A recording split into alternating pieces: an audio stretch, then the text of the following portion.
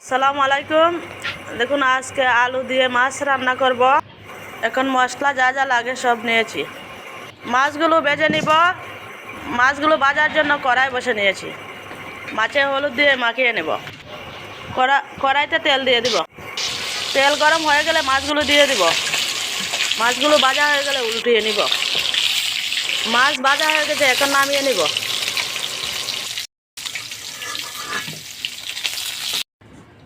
তরকারি রান্নার জন্য আরেকটি কড়াই বসিয়ে নিলাম। মাছ ভাজার বাকি তেলগুলো দিয়ে দিলাম। আলুগুলো হলুদ দিয়ে মেখে নিলাম। এখন কড়াইতে নাড়াচাড়া করে ভেজে নিলাম।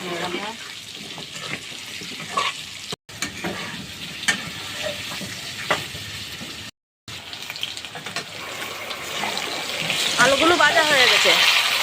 পেঁয়াজ রসুন বাটা দিয়ে নাড়াচাড়া করে কষিয়ে নিতে হবে। হালকা একটু পানি অ্যাড করে মশলাগুলো দিয়ে দিব। লবণ দিয়ে দিচ্ছি, মরিচ গুঁড়ো দিয়ে দিচ্ছি, হলুদ গুঁড়ো দিয়ে দিচ্ছি, ধনে গুঁড়ো দিয়ে দিচ্ছি। নাড়াচাড়া করে কষিয়ে নিব। তারপরে ডেকে দিলাম। মশলা কষিয়ে গেলে একটু পানি অ্যাড করে মাছগুলো দিয়ে দিলাম। আবার ডেকে দিলাম। তরকারি কষানো হয়ে গেছে, এখন ঝোল দিয়ে দিলাম। কাঁচামরিচ অ্যাড করে দিলাম।